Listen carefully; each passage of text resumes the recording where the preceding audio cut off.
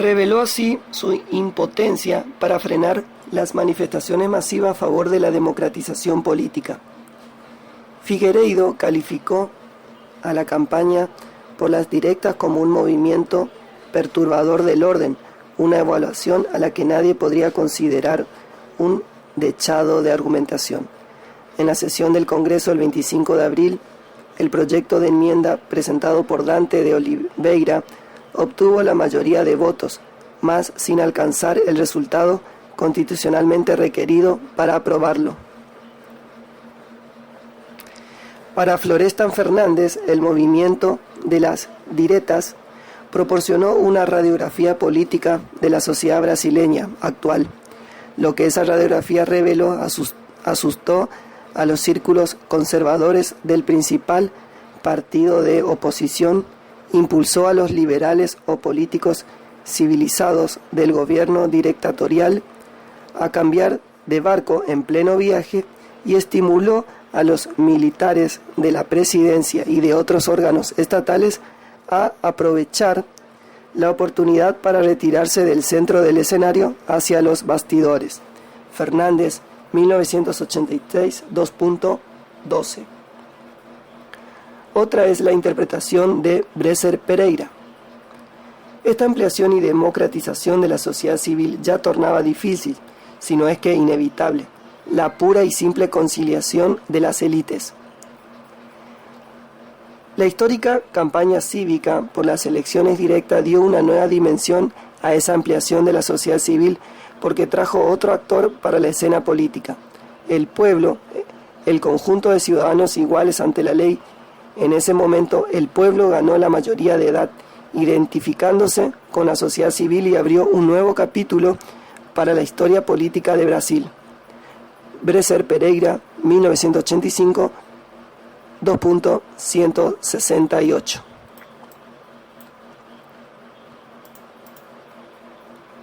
Más allá del resultado final, la participación popular en la campaña por elecciones directas cambió el eje central de la política brasileña y aceleró el fin de la dictadura. Dalmo de Abreu Dalari considera que la debilidad de los principales dirigentes de la campaña llevó a una secreta salida negociada, con lo cual postergó el retorno de las elecciones presidenciales directas.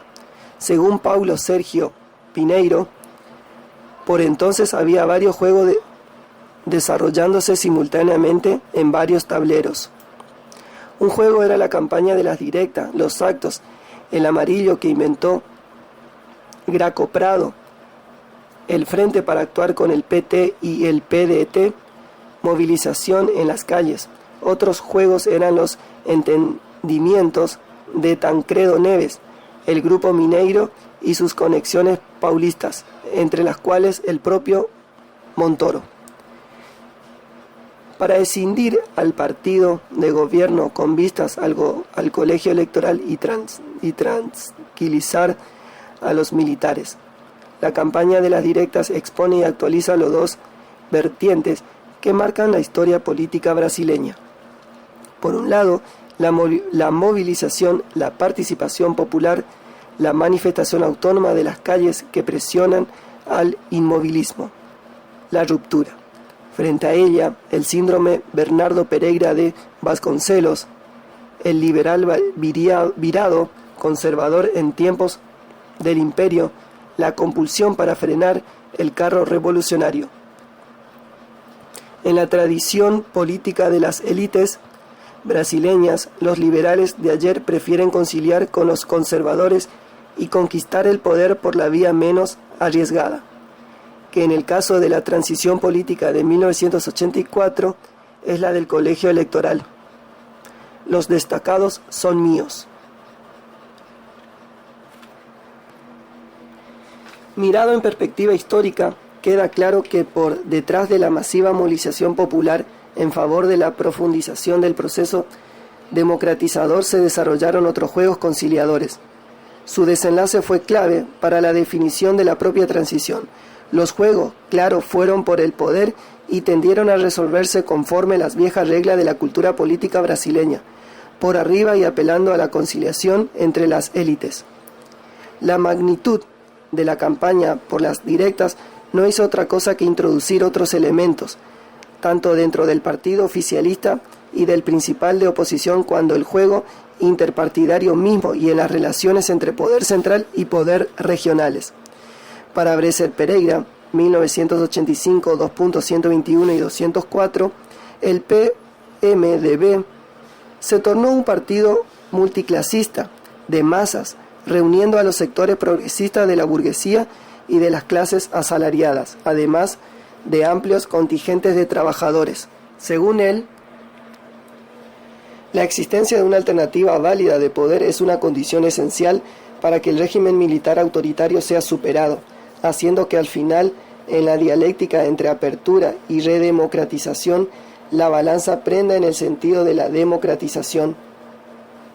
Conforme observa Leoncio Martínez Rodríguez, el PMDB expresa fundamentalmente no a las clases bajas o a las clases medias, sino a la nueva clase de la burguesía intelectual, de los científicos, de los artistas, de los profesores, de los productores culturales, de los tecnócratas, no ligados ideológica y o profesionalmente a la burguesía privada.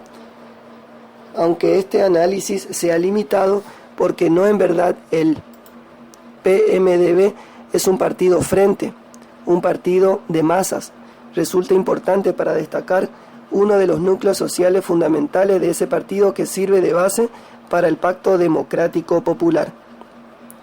En el interior del PMDB comenzó a percibirse crecientemente la posibilidad de acceder al gobierno. De allí la proposición de una línea moderada, morigerando la confrontación con el gobierno, procurando no irritar a los militares, como también la búsqueda de la solución negociada que incluía la división del PDS. El 19 de junio de 1984, 10 gobernadores, 9 del PMDB y Brizola del PDT, propusieron la candidatura presidencial de Neves. El 18 de julio, Sarney aceptó la nominación a vicepresidente en representación del PFL. El 7 de agosto, el PMDB y el PFL firmaron el acuerdo de creación de la Alianza Democrática, AD. El 12, la Convención Nacional de PMDB proclamó la fórmula Tancredo Neves José Sarney. El renegado presidente del PDS se afilió al PMDB el día 13. Tanto Tancredo Neves como José Sarney eran expresión del sistema de partidos abolido por el golpe de 1964. Mientras presidió el PDS 1980-1984, Sarney se esforzó por dotar al partido de un programa reformista moderno, capitalista. Su condición de nordestino era un medio eficaz para restarle votos a Maluf. La creación de la Alianza Democrática quebró la estrategia de los militares, compartida por Maluf, de asegurarse el control parlamentario para definir el nuevo presidente. De ahí en más, la campaña electoral adquirió un tono inusitadamente entusiasta para la elección indirecta, en la cual, por añadidura, los electores ya estaban elegidos desde hacía 2 años. Los medios de comunicación, en particular la TV Globo, eran masivamente favorables a los candidatos de la alianza. El desbande dentro del oficialismo fue simétrico con el crecimiento del AD y las expectativas creadas por la posibilidad de su triunfo. Las posibilidades de los militares de desviar el proceso político fueron mínimas. El general Geisel fracasó en el intento de impedir que el vicepresidente Chávez y el PFL apoyaran a Tancredo, y luego, a fines de agosto, tuvo una entrevista con el candidato de la alianza, a quien dio un discreto apoyo que no obstante implicó un gran respaldo a su candidatura entre los militares, para muchos de los cuales la opinión de Geisel todavía pesaba mucho. En líneas generales, los altos oficiales aceptaron desempeñar un papel directo en la resolución de la sucesión. El 15 de enero de 1985, el colegio electoral eligió a Tancredo Neves y José Sarney para desempeñar los cargos de presidente y vice de la República a partir del 15 de marzo, pero el final de esta historia fue bien distinto del imaginable o imaginado por Golbery, Geisel, Figueiredo y los otros militares y civiles que impulsaron la distensión y la apertura. No hubo sucesión oficialista y por añadidura, el partido hasta entonces en el gobierno se quebró, una vez que el juego quedó en manos de los viejos políticos.